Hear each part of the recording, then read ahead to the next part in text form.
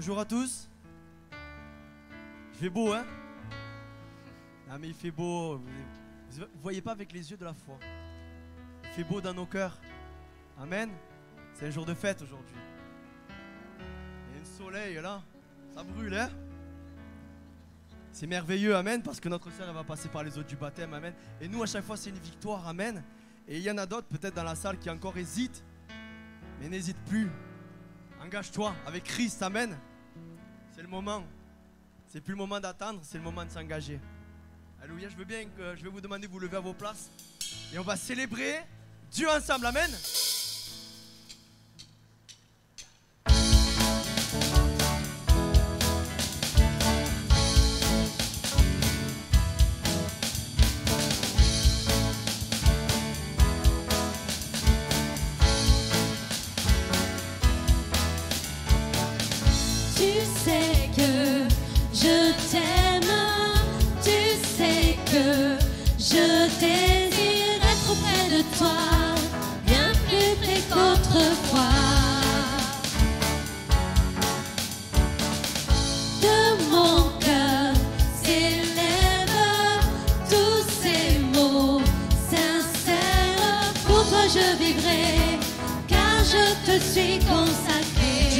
Amen, roi majestueux, roi majestueux,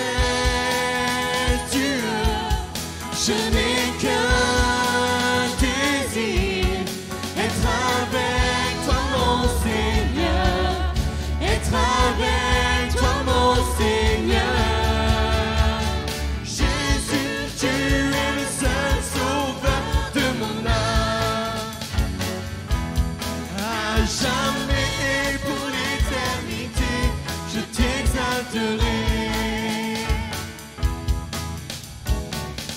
Tu sais que je t'aime, tu sais mon désir, amen. Je désire être près de toi, bien plus près qu'autrefois. De mon cœur s'élèvent tous ces mots sincères. Pour toi je vivrai, car je te suis consacré. Roi majestueux, je n'ai qu'un désir, être avec toi mon Seigneur, être avec toi mon Seigneur. Et l'église chante, amen. Jésus, tu es le seul sauveur de mon âme, à jamais et pour l'éternité, je t'exalterai. Oui, Jésus, Jésus, tu es le seul sauveur de mon âme, à jamais et pour l'éternité, je t'exalterai.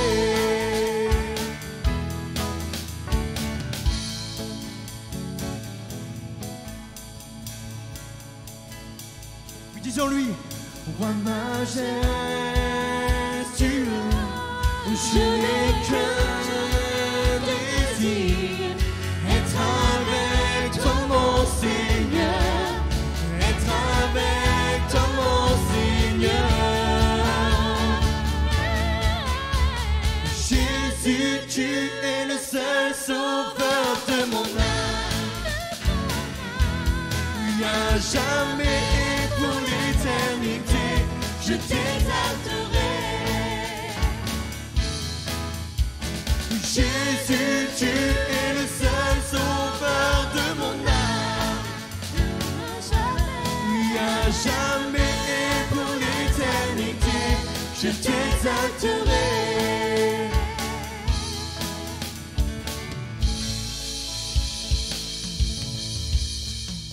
Amen. Est-ce qu'on peut l'acclamer ce matin? Alléluia. Il est là, il est présent avec nous, amen. Et ce matin, c'est nous qui venons à lui, parce qu'il est là. C'est nous qui nous approchons de Jésus. C'est nous, c'est notre désir, c'est notre volonté, c'est de venir auprès de toi, Seigneur, amen.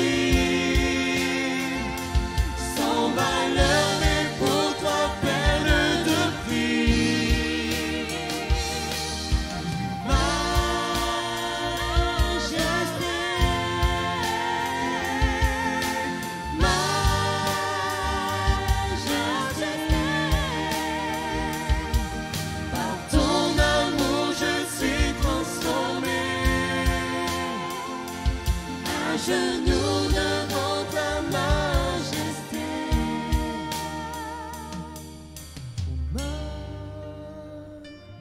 Majesté. Oh majesté, ta grâce m'a trouvé tel que je suis, sans valeur mais pour toi perle de prix, chantons majesté, oh majesté.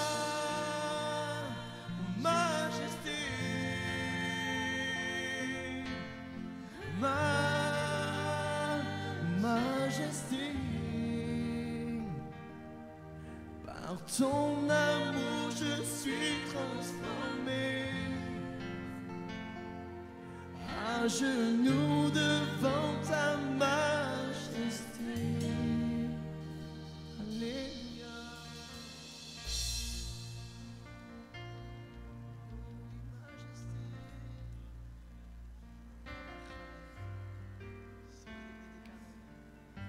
Majestueux Seigneur, tu es digne de louange, tu es digne d'adoration Seigneur Jésus. Et c'est vers toi que nous voulons nous tourner ce matin Jésus. C'est toi que nous voulons élever ce matin Jésus. C'est toi que nous voulons célébrer ce matin Jésus. Alléluia Jésus. Alors que nous sommes dans le recueillement, alors que nous avons chanté la majesté de notre Dieu, demandez à nos frères qui ont été désignés de préparer le repas du Seigneur, de s'approcher autour de la table, amen, afin de préparer le saint repas, alléluia. Et nous allons nous rappeler ce que Jésus a fait. Pas pour certains, mais pour tous. C'est pour le monde entier qu'il est venu. C'est pour toi, mon ami. C'est pour toi, ma sœur Marie, amen. Et tu vas pouvoir participer ce matin avec nous, alléluia, au repas du Seigneur. Nous allons célébrer sa victoire. Nous allons célébrer le tout accompli au travers du pain et du vin. Alléluia, au travers du corps de Christ, du sang versé de Jésus-Christ, amen. Nous sommes purifiés, lavés, guéris de nos maladies. Nous sommes sauvés, alléluia. Nous sommes rachetés au grand prix du sang de Jésus. Alléluia.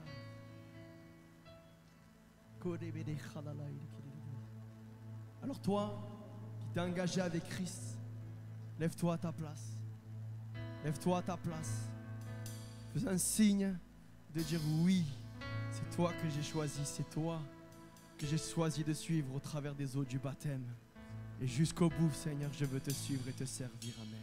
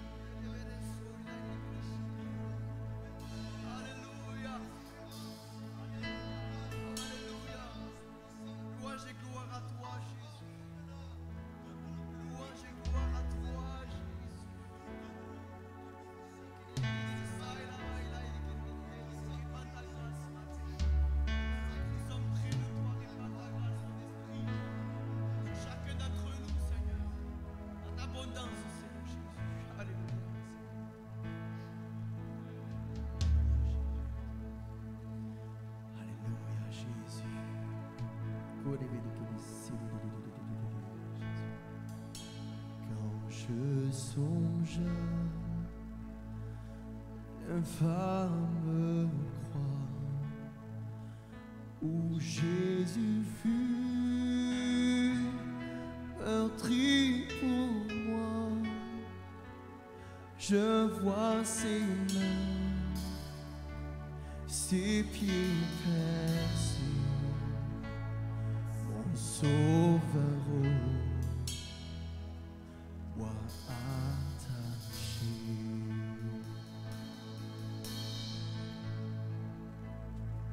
Son collier de larmes trempées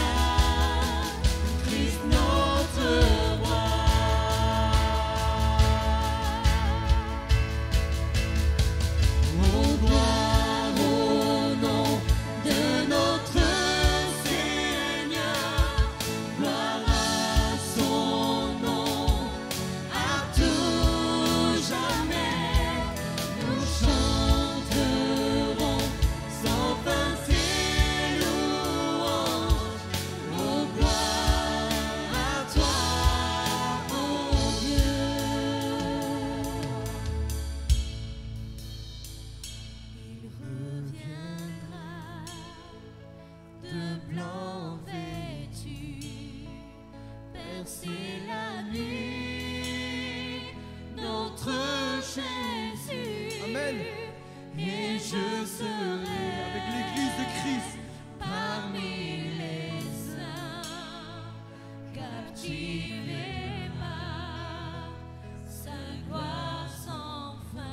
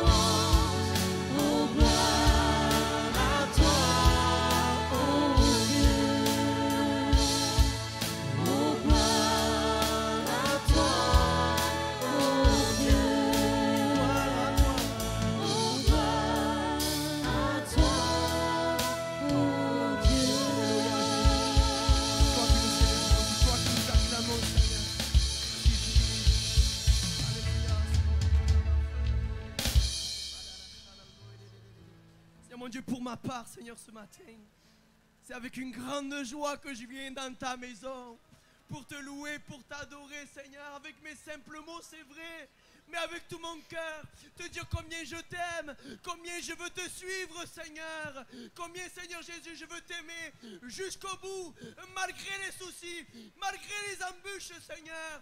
Oui, Seigneur, mon Dieu, merci. Merci pour ta fidélité. Merci pour ton amour encore, pour tes bontés qui se renouvellent chaque matin, Seigneur. C'est toi que nous louons ce matin. C'est toi que nous acclamons, Jésus, ce matin. Amen. Alléluia, Seigneur. Merci aux musiciens. Merci. Il nous a parlé de l'amour. Mais il ne nous a pas parlé de l'amour humain, de l'amour sentimental, de l'amour naturel, mais de l'amour divin. Et il est dit ceci, que si quelqu'un d'entre nous, je paraphrase bien sûr, donnerait tous ses biens pour les pauvres, ferait 1001 œuvres, il pourrait même mourir en martyr. S'il n'a pas l'amour de Christ dans son cœur, tout ce qu'il fait ne sert à rien. Ne sert à rien. Mais ce passage, si vous continuez à le lire, il nous interpelle encore plus profondément parce que l'Écriture nous dit non seulement tout ce qu'il fait ne sert à rien, mais celui qui n'a pas d'amour, il n'est rien. Alors que Dieu nous donne de grandir dans cet amour. Je pense que je vais essayer de couper ma prédication en deux ce matin.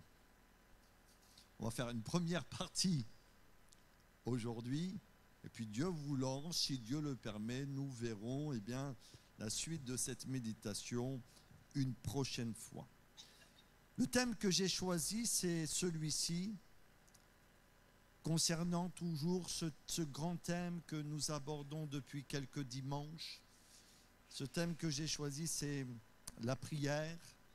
Et nous allons voir un aspect de la prière qui me semble important pour chacun d'entre nous, pour chaque chrétien, c'est apprendre à traiter nos problèmes, nos combats, nos difficultés dans la prière, dans la communion avec notre Sauveur bien-aimé.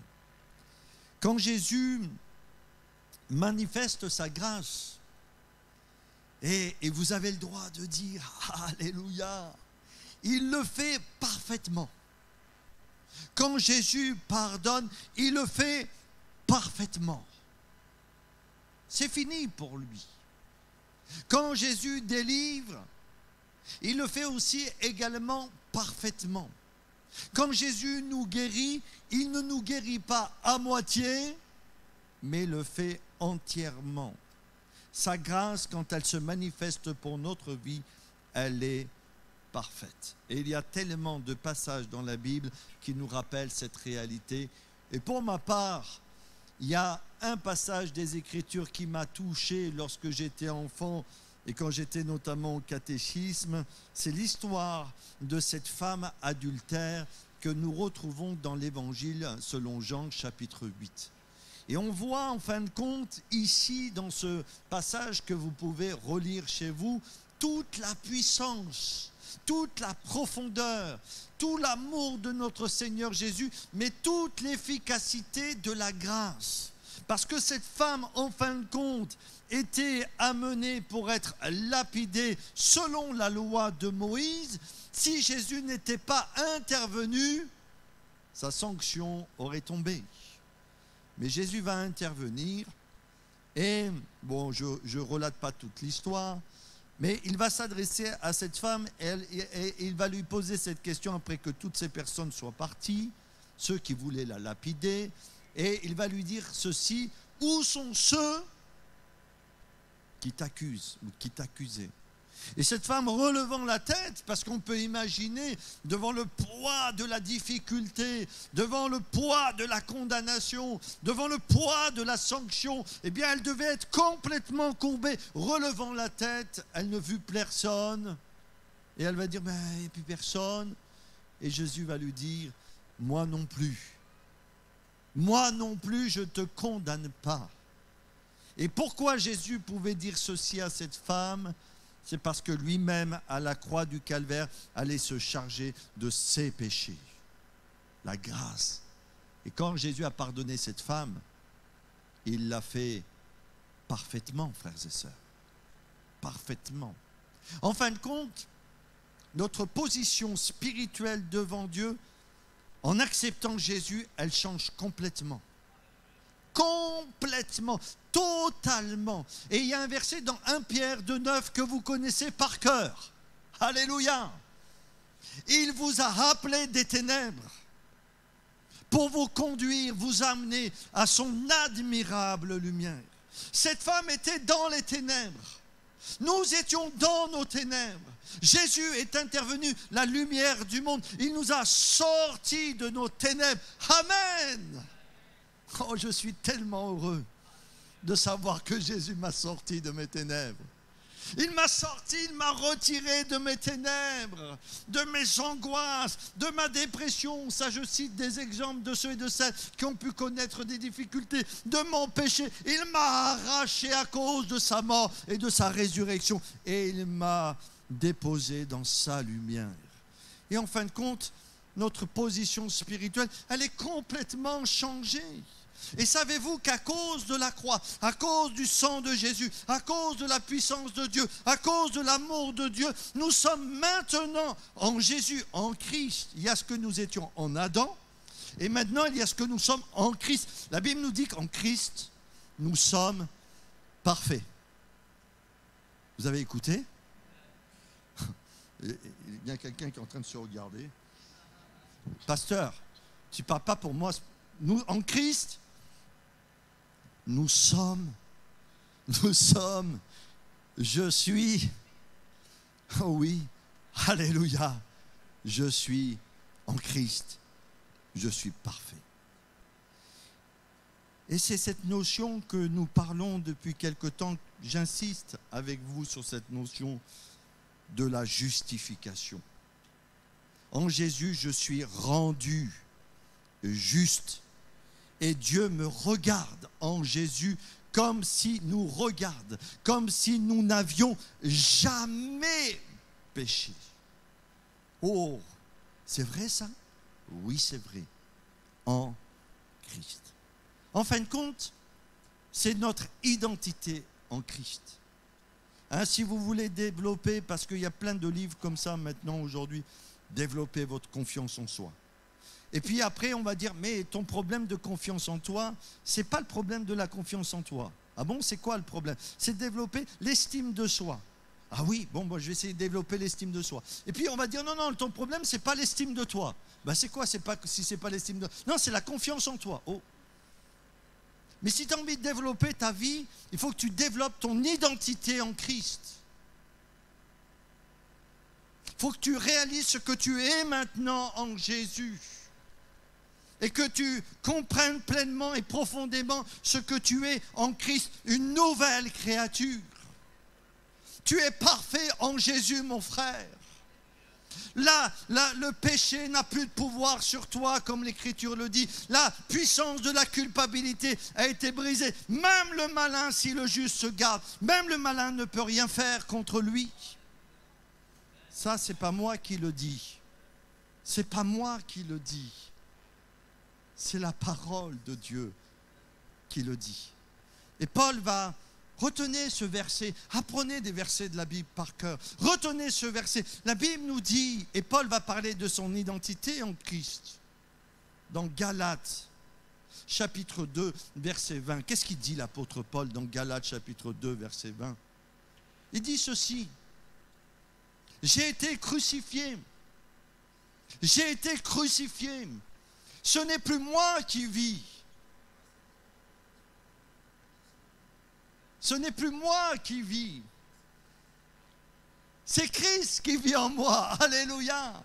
Et comment il est Christ, frères et sœurs? Comment il est Jésus? Comment il est notre Jésus? Il est plein d'amour. Il est patient. Il est capable de réagir correctement. Il est capable d'accomplir des miracles, des choses prodigieuses. Il a tout pouvoir dans le ciel et sur la terre. Et Paul dit, ce n'est plus moi qui vis. C'est Christ qui vit en moi. Oh. Et si Jésus vit en toi, comment tu vas être? Tu vas être grincheux. Moi, j'ai jamais vu Jésus grincheux.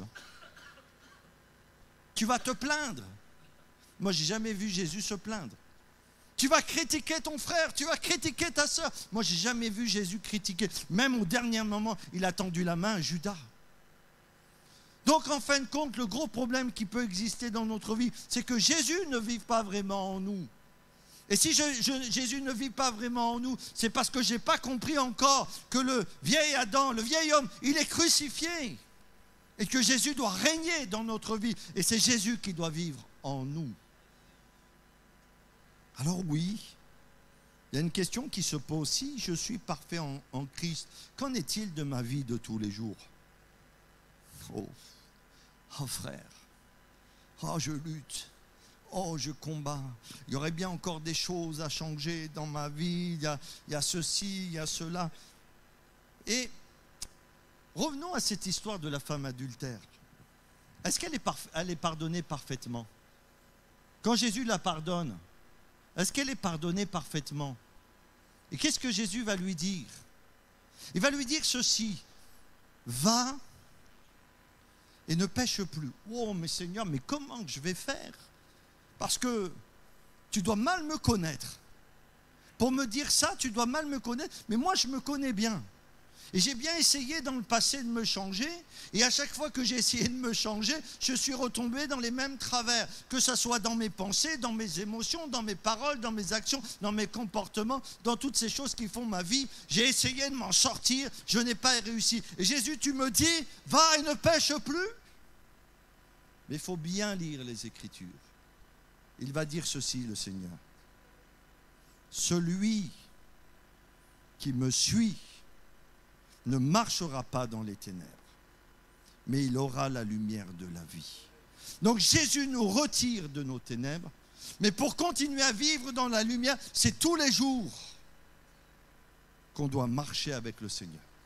Et par la foi, nous devons nous regarder morts au péché et vivants pour Dieu tous les jours. C'est tous les jours qu'on doit remporter la victoire par la foi pour vivre selon le cœur de Dieu. Et quand on commence à suivre Jésus, et Marie va s'engager dans les eaux du baptême, le baptême c'est le symbole de notre mort à notre péché et de notre résurrection avec Christ. Eh bien quand on va commencer à suivre Jésus, parce que la vie chrétienne, ce n'est pas des symboles simplement. La vie chrétienne, c'est suivre Jésus tous les jours jusqu'à la fin du monde. Est-ce que vous êtes d'accord avec moi? Eh bien, quand on va commencer à suivre Jésus, il y a le Saint-Esprit, le ministère du Saint-Esprit qui va se manifester. Et l'un des aspects du ministère du Saint-Esprit, vous savez c'est quoi? C'est de mettre en lumière dans notre vie ce qui nous empêche de vivre notre position spirituelle, notre ressemblance à Jésus. Il va mettre en lumière ces obstacles, ces problèmes, ces difficultés, ces combats, ces luttes. Il va tout mettre en lumière pour nous montrer que dans notre marche, en comptant sur Dieu, en comptant sur le Saint-Esprit, parce que déjà tout est parfait aux yeux de Dieu et nous sommes parfaits aux yeux du Seigneur, que toutes ces choses soient balayées par lui pour que nous vivions pleinement notre position spirituelle. Et c'est pourquoi l'Écriture nous dit « Tendons vers la perfection. » Et chaque jour de notre vie, ce que Jésus a fait pour nous doit se traduire dans notre vie. Et normalement, quand on est chrétien, vous qui êtes chrétien, normalement chaque jour qui passe doit nous amener à ressembler un peu plus à Jésus.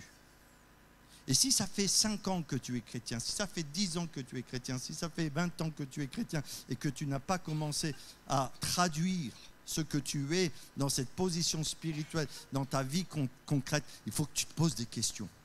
Si tu continues à te batailler encore avec des choses dans ta vie qui t'empêchent de vivre pleinement cette vie en abondance, parce que Jésus dit qu'il est venu donner la vie comment?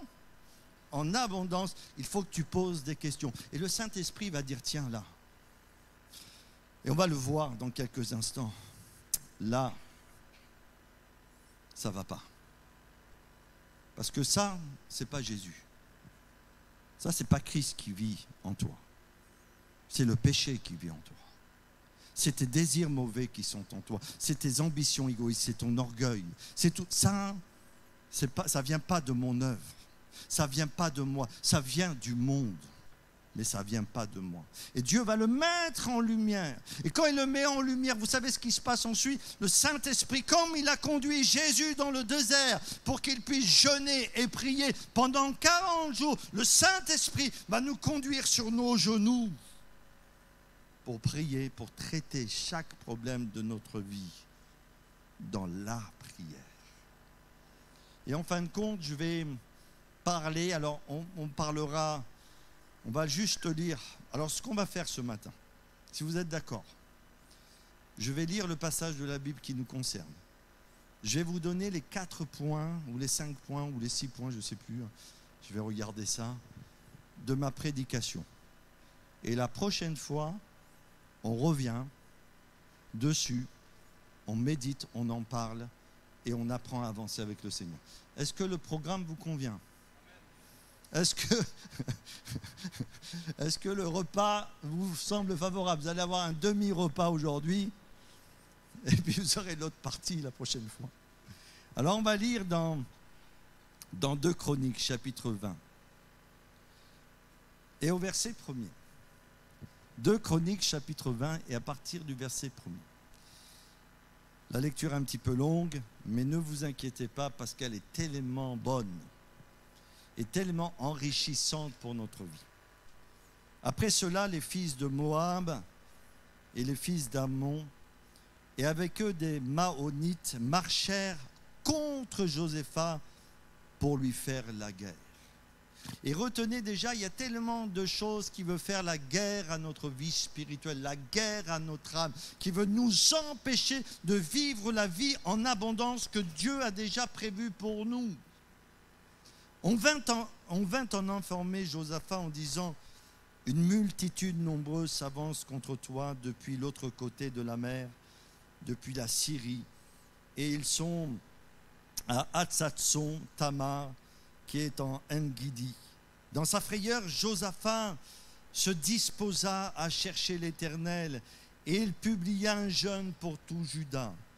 Juda s'assembla pour invoquer l'Éternel et l'on vint de toutes les villes de Juda pour chercher l'Éternel. Josaphat se présenta au milieu de l'assemblée de Juda et de Jérusalem dans la maison de l'Éternel devant le nouveau parvis. Et il dit: Éternel, Dieu de nos pères, n'es-tu pas Dieu dans les cieux? Et n'est-ce pas toi qui domines sur tous les royaumes des nations? N'est-ce pas toi qui as en main la force et la puissance, à qui nul ne peut résister? N'est-ce pas toi, ô notre Dieu, qui as chassé les habitants de ce pays devant ton peuple d'Israël et qui l'a donné pour toujours à la postérité d'Abraham qui t'aimait? Ils l'ont habité et t'y ont bâti un sanctuaire pour ton nom en disant: s'il nous survient quelque calamité, l'épée, le jugement, la peste ou la famine, nous nous présenterons devant cette maison et devant toi, car ton nom est dans cette maison. Nous crierons à toi du sein de notre détresse, et tu exauceras et tu sauveras. Maintenant, voici les fils d'Ammon et de Moab, et ceux de la montagne de Sir, chez lesquels tu n'as pas permis à Israël d'entrer quand il venait du pays d'Égypte, car il s'est détourné d'eux et ne les a pas détruits. Les voici qui nous récompensent en venant nous chasser de ton héritage, dont tu nous as mis en possession. Il y a l'héritage, il est là, c'est leur héritage.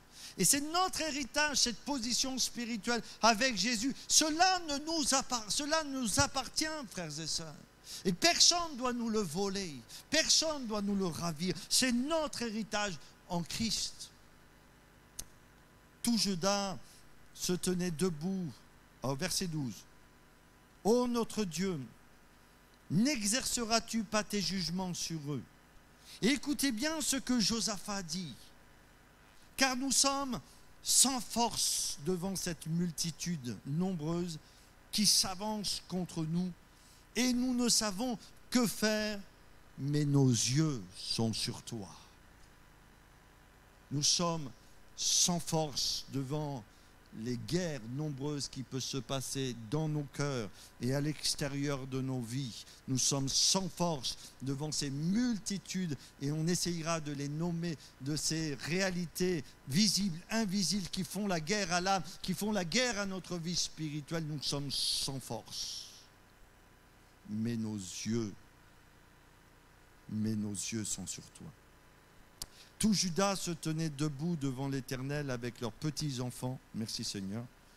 Béni soit Dieu pour les landaux, les petits-enfants, leurs femmes. Merci Seigneur pour les sœurs. Et leurs fils. Tout le monde est là à l'assemblée. Tout le monde est présent. Après l'esprit de l'Éternel saisit au milieu de l'assemblée Jacaziel, fils de Zacharie, fils de Benajan, fils de Jéhiel, fils de Matania, lévite d'entre les fils d'Azaph. Et Jacaziel dit: soyez attentifs, tout Juda et habitants de Jérusalem, et toi, roi Josaphat, ainsi vous parle l'Éternel. Ne craignez point et ne vous effrayez point devant cette multitude nombreuse, car ce ne sera pas vous qui combattrez, ce sera Dieu. Demain, descendez contre eux. Ils vont monter par la colline de Titz et vous les trouverez à l'extrémité de la vallée en face du désert de Jéruel. Vous n'aurez point à combattre en cette affaire. Présentez-vous, tenez-vous là et vous verrez la délivrance que l'Éternel vous accordera. Juda et Jérusalem, ne craignez point et ne vous effrayez point. Demain, sortez à leur rencontre et l'Éternel sera avec vous. Josaphat s'inclina le visage contre terre, et tout Juda et les habitants de Jérusalem tombèrent devant l'Éternel pour se prosterner en sa présence. Les Lévites d'entre les fils des Kéhatites et d'entre les fils des Koréites se levèrent pour célébrer d'une voix forte et haute l'Éternel, le Dieu d'Israël. Le lendemain, ils se mirent en marche de grand matin pour le désert de Tekoa. À leur départ, Josaphat se présenta et dit: écoutez-moi, Juda et habitants de Jérusalem, confiez-vous en l'Éternel votre Dieu et vous serez affermis. Confiez-vous en ses prophètes et vous réussirez. Puis d'accord avec le peuple, il nomma des chants qui, revêtus d'ornements sacrés, et marchant devant l'armée, célébraient l'Éternel. Il disait, louez l'Éternel, car sa miséricorde durera toujours. Au moment où l'on commençait les chants et les louanges, l'Éternel plaça une embuscade contre les fils d'Ammon et de Moab et ceux de la montagne de Seir qui étaient venus contre Juda. Et ils furent battus. Mais notez bien comment ça va se passer. C'est très intéressant de découvrir comment Dieu a donné la victoire à ses enfants. C'est quel verset là? Les fils d'Ammon et de Moab se jetèrent sur les habitants de la montagne de Séhir pour les dévouer par interdit et les exterminer. Et quand ils en eurent fini avec les habitants de Séhir, ils cédèrent les uns les autres à se détruire. Vous avez vu ce qui se passe? Ils ont même pas sorti un arc, une épée ou quoi que ce soit. Ils n'ont même pas été jusqu'à rencontrer ces ennemis-là. Ils se sont détruits eux-mêmes. Lorsque Juda fut arrivé sur la hauteur d'où l'on aperçoit le désert, ils regardèrent du côté de la multitude et voici, c'était des cadavres étendus à terre. Voilà, le péché, il est mort. Hein. Et personne n'avait échappé. Verset 25, Josaphat et son peuple allèrent prendre leurs dépouilles et ils trouvèrent parmi les cadavres d'abondantes richesses et des objets précieux. Ben oui, parce qu'après la mort, il y a la résurrection. Et les richesses du ciel, on ne peut pas les connaître si on marche par la chair et si on s'attache aux choses de la chair. Mais le butin, il est après. Hein. D'abondantes richesses et des objets précieux. Et ils enlevèrent tant. Ils en enlevèrent tant qu'ils ne purent tout emporter. Ils mirent 3 jours au pillage du butin, car il était considérable. Le 4e jour, ils s'assemblèrent dans la vallée de Beraka, où ils bénirent l'Éternel. C'est pourquoi ils appelèrent ce lieu vallée de Beraka, nom qui lui est resté jusqu'à ce jour. Tous les hommes de Juda et de Jérusalem, ayant à leur tête Josaphat, partirent joyeux pour retourner à Jérusalem, car l'Éternel les avait remplis de joie en les délivrant de leurs ennemis. Ils entrèrent à Jérusalem et dans la maison de l'Éternel au son des luttes, des harpes et des trompettes. La terreur de l'Éternel s'empara de tous les royaumes des autres pays, lorsqu'ils apprirent que l'Éternel avait combattu contre les ennemis d'Israël. Et le royaume de Josaphat fut tranquille, et son Dieu lui donna du repos de tous côtés. Je vous donne le plan et je termine. Je fais un exploit ce matin. Donc il y aura un premier volet que nous allons voir la prochaine fois, des réalités visibles et invisibles qui font la guerre à notre vie spirituelle pour nous empêcher de vivre pleinement la victoire que Dieu nous a donnée en Jésus. Et on parlera de ces réalités visibles et invisibles. Et notez qu'ils marchèrent contre Josaphat pour lui faire la guerre. Et la Bible nous parle notamment des convoitises qui font la guerre à notre âme. Et nous savons que les désirs de l'esprit sont opposés aux désirs de la chair. Il y a une guerre même qui se passe parfois à l'intérieur de notre vie. Dans un deuxième volet, on verra que Dieu, par la puissance du Saint-Esprit, va ouvrir les yeux de Josaphat, puisqu'au verset 2, souligné cela, il dit « On vint en informer Josaphat ». Et la Bible nous dit que le Saint-Esprit prend de ce qui est à Jésus pour nous le communiquer. Et l'un des ministères du Saint-Esprit, c'est d'éveiller notre conscience, c'est de parler de notre conscience, mais c'est aussi de nous montrer les dangers qu'il peut y avoir dans notre vie chrétienne. Il nous éclaire, le Saint-Esprit. Dans un troisième temps, on va parler de la faillite personnelle de Josaphat. Il va prendre conscience, eh bien, nous sommes sans force. On ne peut rien faire, nous sommes sans force.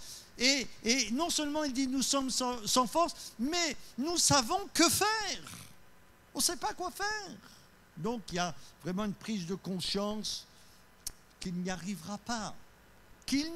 Non seulement il n'y arrivera pas, non seulement il n'essayera pas d'y arriver, parce que des fois on sait qu'on ne va pas y arriver, on en reparlera, mais on essaye quand même.